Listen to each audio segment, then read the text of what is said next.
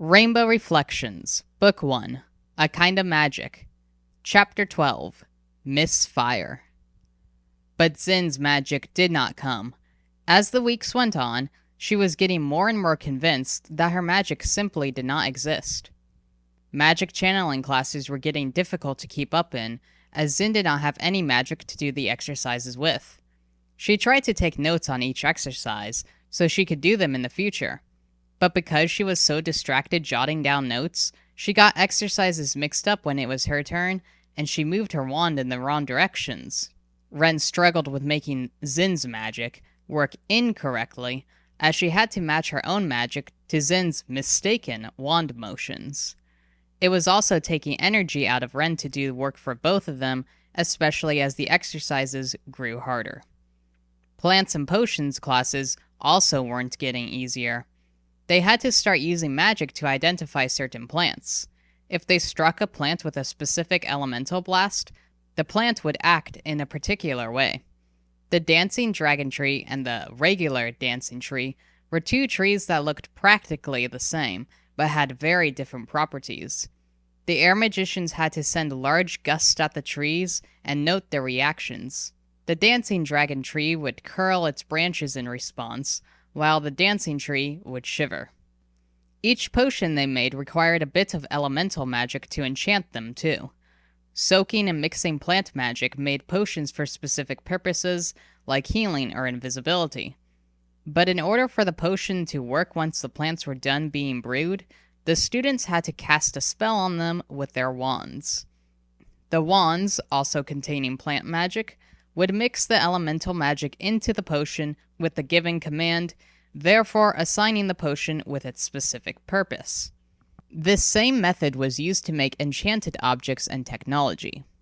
Fern provided the class with their elements, as the students could only control their surroundings. Of course, as Zin had no magic, she couldn't actually enchant any of her potions when Fern was looking. And Fern was always looking. In fact, the students had to enchant their potions directly in front of her, one by one. Ren tried to enchant Zin's first potion for her, but Fern sensed that the magic wasn't coming from Zin. The sisters therefore did not attempt it again, and all of Zin's potions remained useless. Though the Magic Studies class was all about magic throughout world history, mostly about how magic was used to progress society or otherwise conquer new territories, it was still a struggle for Zin to get through the class.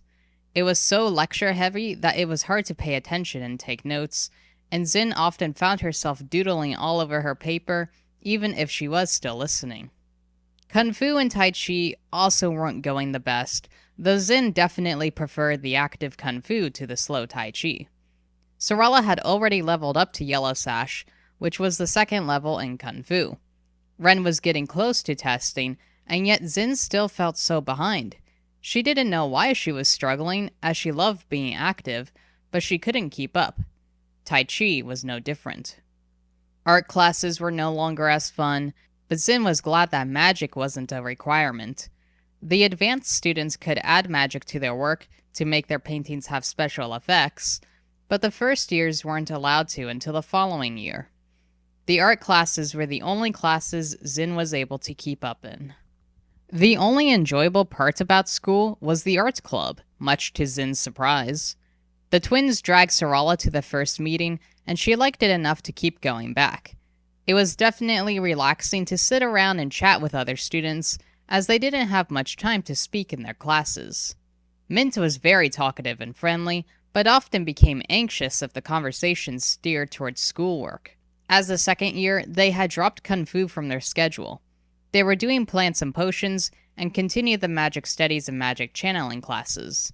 But they held lots of self-doubt and tended to stress eat, so their magic wasn't the best. They tried performing a simple spell of swirling water over their head, and only succeeded in dropping it on everyone. They also got to know C3 a bit more. The redhead had moved to Galia from Talamglas, a country south of Galia. It had gotten too expensive to live in their region, so they became citizens of Galia. The Clay family moved around for a while, until they came across Hyaktu's school in the state of Pan. The Magic Academy wasn't as pricey as most magic schools, so the family settled down nearby and was able to pay for C3 to attend. There were a few other students in the club too. The 3 first years, Raimugi, Morneo, and Frost, joined them, though it sounded like Raimugi had dragged their friends, as they weren't too interested in art. There was also a second-year girl named Moon, who, like C3, was quiet and sat alone. Zin and Ren were currently in a club meeting in the art studio, Zin sketching a scene she'd use color pencils with later, and Ren doing a painting. Sorella hadn't joined them that Saturday morning, claiming her head hurt too much to go. "What are you two working on?" Mint asked the sisters, glancing at them from where she sat in front of a large canvas. Mint was gender fluid, and the blue bracelet on her wrist told them that she was identifying as a girl that day. "Just drawing a forest," Zin replied, continuing to sketch. "And I'm painting a waterfall," Ren said. "Cool!" Mint said eagerly, staring down at their work. The twins were on the ground, so their art was quite easy to see. "I love your painting technique, Ren. It's so fluid." "Thanks, Mint," Ren said brightly. "Yours is nice, too." Zin tried not to snort out loud. She'd seen a lot of Mint's paintings already. Mint literally threw paint at the canvas and claimed it was art, making up interpretations from the splotches. Frost leaned over from where he sat at one of the nearby desks. "Your art is really nice, Ren," he agreed. Zin huffed softly in annoyance. Was anyone going to compliment her art? Probably not, she thought. Nobody ever saw me as an artist. It's always Ren and Dad, even though I do more art than them. It's just because they have more of a realistic style and can paint. "What do you think of my painting, Ren?" Frost asked, holding up his small canvas for her to see. She craned her neck to take a look. "Is that a, It's a pumpkin," Frost said promptly. "I thought it'd be fun to paint, since the Day of Spirits is almost here." "The Day of Spirits is almost here?" Ren repeated in alarm. "Oh yeah, it's already October." "You doing anything for it? It's tomorrow, so we won't be in any classes like we were for the Tree Festival," Frost commented. The Tree Festival celebrated the season of autumn, but it took place during the week. Though the week-long festival started on Tuesday and not Moon Day, the first years were still too busy with homework to celebrate. The summer and winter festivals were much more widely celebrated than the spring and autumn festivals anyway. Just as there were 4 seasonal festivals, there were also 4 major holidays in each season. The Day of Spirits was the autumn holiday, honoring the spirits. Not everyone celebrated this holiday, and it depended on the culture and how people viewed spirits. Some people called this holiday the Day of Ghosts, and celebrated those loved ones lost to them. Others called it the Day of Monsters, and were quick to hide at home and not come out. For some reason, October 11th was the day that plenty of spirits, or monsters, would make themselves known to societies all over the world. "Yeah, we'll probably do what we always do," Ren replied to Frost, signaling herself and Zin. "We hold a meditation, go into the forest, and praise the spirits. Then we hold a feast." "Sounds interesting," Frost said after a small pause. "Would I be able to tag along?" "Oh, are you interested in spirits too?" Ren asked, her purple eyes lighting up at once. Zin sighed and focused on drawing her forest. She didn't feel like getting in a conversation about spirits, as she herself still didn't know what to make of them. Hyaktu had taught his daughters that the spirits existed and they were to be praised for their natural parts in the world. After all, they praised nature, and spirits were a part of nature, just like plants and magic itself. But she had yet to see a real spirit and wasn't sure what to make of them. She called her morning greeting to show her appreciation of being alive and thanking nature, but it was partly for the spirits too, though she never received greetings from any spirits. As she expected, C3 soon joined the conversation, always interested in spirits. Zin couldn't block out his annoying voice and listened in. But what I don't understand, C3 was saying. is why spirits come out on this day. What is so significant about October 11th? Why is that the recorded day that spirits come out of wherever they might have been hiding, all around Seder? Each year, I try to search for spirits on this day, but I never manage to find one. We haven't seen any either, Ren told him. Then how do we truly know spirits exist, if there are none to be found? C3 pressed, tapping his pen against his chin. I know we have searched the library for evidence, and I myself have conducted research on the subject where I could. But how do we know that spirits are real and not some sort of illusion, or just other animals? Or they could be creatures, as creatures are also of high intelligence, like these spirits seem to be, rather than acting on instinct like animals. Ren bit her bottom lip, clearly trying to think of what to say. Before she could respond, Frost answered. I think it's just a bunch of myths, he said. I mean, has anyone here ever seen a spirit? I have, Raimugi said. Frost glanced over at his friend in surprise. The room fell quiet, and even Zin stopped doodling. They all stared at the blonde person with keen interest. When I lived in Ritorando, we praised the spirits, but also feared them, Raimugi said, playing with their single braid. The spirits lived in the forest nearby, a collection of them. They'd come out every year on October 11th, as if to remind us that they still existed. We'd throw a feast in their honor, but we were all scared of them at the same time. I'm not sure why, since they never did anything to us.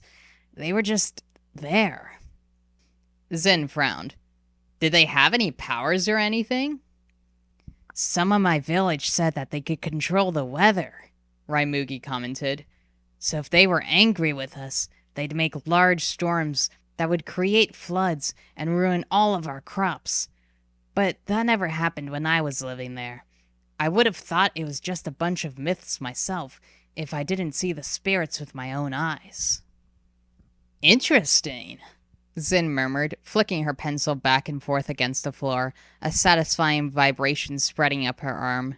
Did he happen to get any pictures or videos for us to see? No, Raimugi admitted. I didn't have a mirror at the time. And besides, the village head told us that pictures and videos were strictly prohibited around the spirits. That was one thing that set them off, technology. I can try drawing them, though.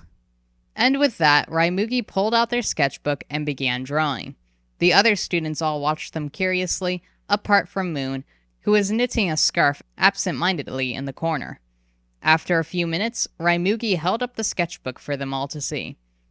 I'm not the best artist, they chuckled, but this is sorta what they look like. To Zin, it appeared that the spirits were scribbles with horns and sharp claws.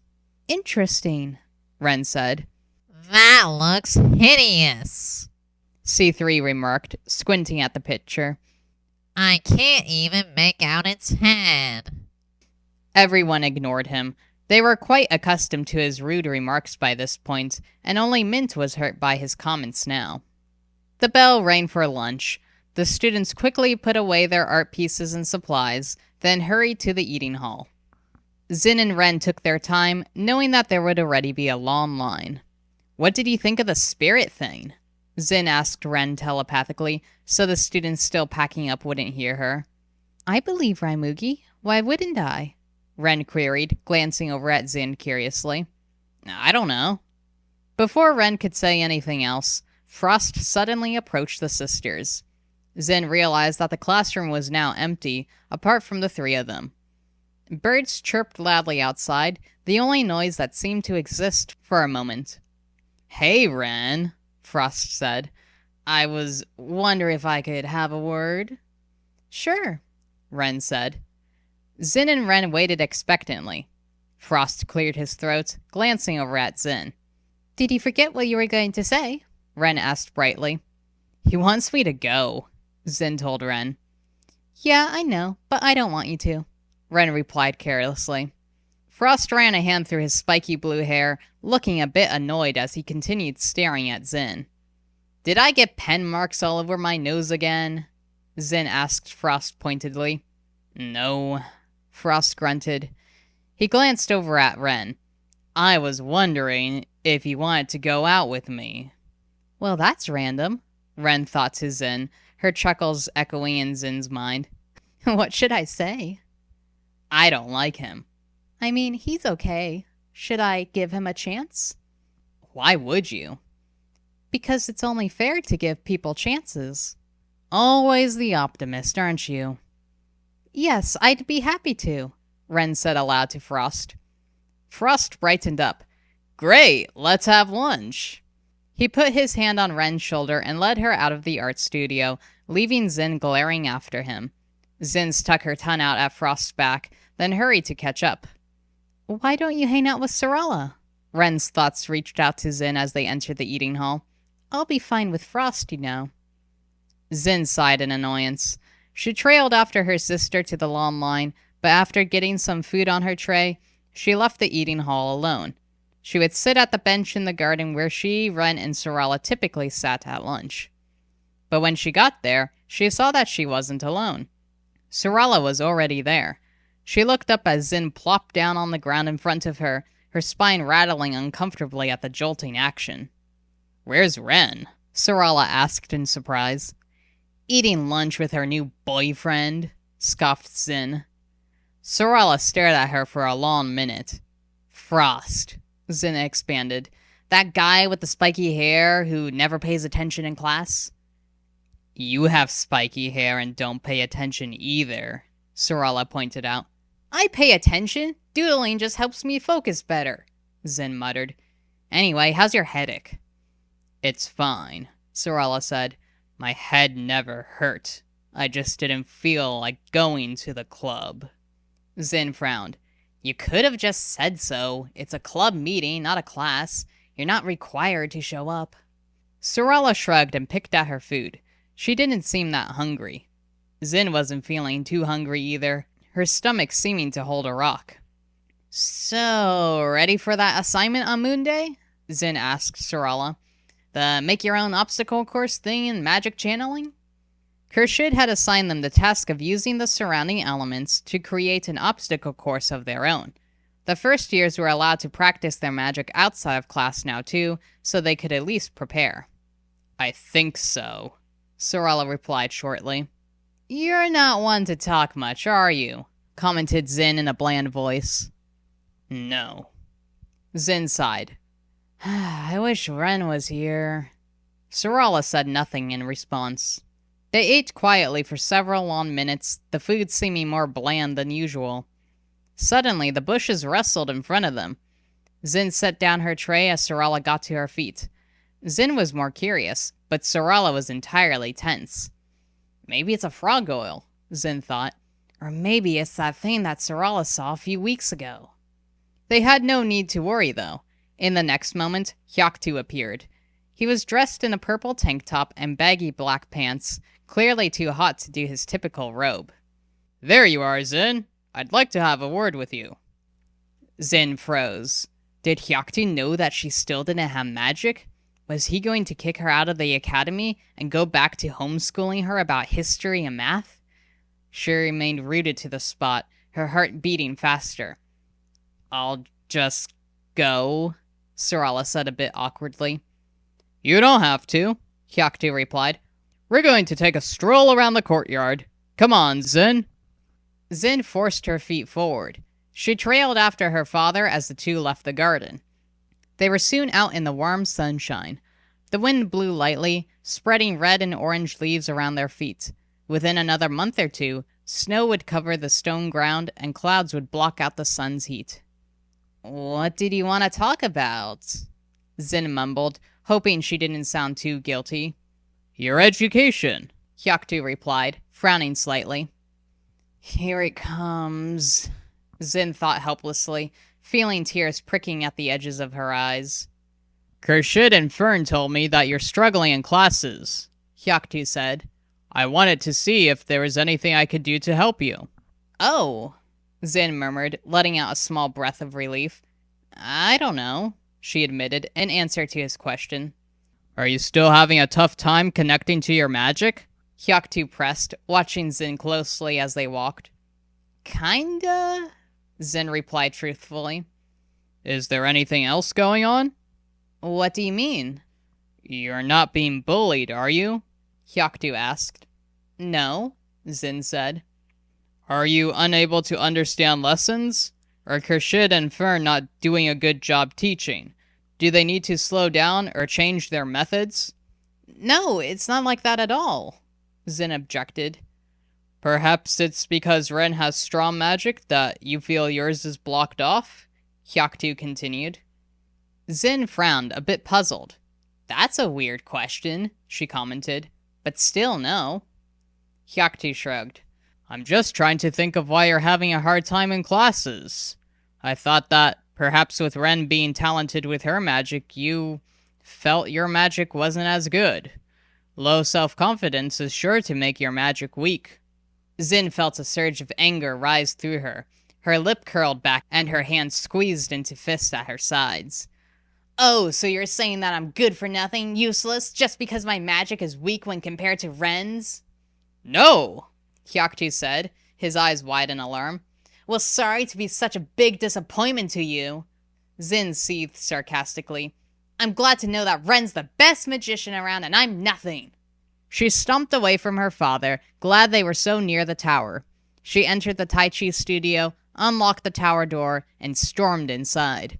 Once in her room, she slammed the door bitterly behind her. Zin kicked the nearby desk angrily. A few of the objects gathered on its surface fell over. The wand rattled away, almost falling to the ground. Zin caught it before it could go anywhere. She lifted the wand in front of her and stared at it, long and hard. She had half a mind to snap the stick and be done with school. After all, she had no magic. It was no use pretending that she did. It wasn't some magic block that she had. Why would she have a block if she was in perfect health? She might as well have told Hyaktu the truth and get pulled out of classes. But she also didn't want to get left behind. She didn't want to go back to learning boring subjects. Even though she struggled to keep up, the magic classes were interesting. They were different. And if she dropped out, Ren would be way ahead of her by the time Zin was able to attend. If my magic ever comes, she thought bitterly, feeling the tears pricking at her again. She took a few deep breaths and closed her eyes, trying to calm down. She put her focus inwards, trying to reach out for whatever small amount of magic might exist. Come on, you have to be in here somewhere. Please, magic, come out. Come to me. Just let me have magic. But nothing happened. Zin collapsed to the ground, feeling even more useless than before. Her lack of magic was a disappointment to not only her, but her family. It was a strain on Ren, who had to do magic for herself, for her sister, and even figure out how to mess up Zin's magic when she did something incorrect. She closed her eyes and set her head against the door, her breathing getting shallow as she started to cry. I wish Ren never got me enrolled. I wish I wasn't even here. It's not fair for any of us. I don't get to learn magic. Ren has to do so much, and I got in over other students who would have been turned away. And now Dad will just be disappointed in me, not just for my stupid lack of magic, but for not telling him in the first place. I never should have been enrolled. She wiped away the tears, but couldn't stop the gasping breaths.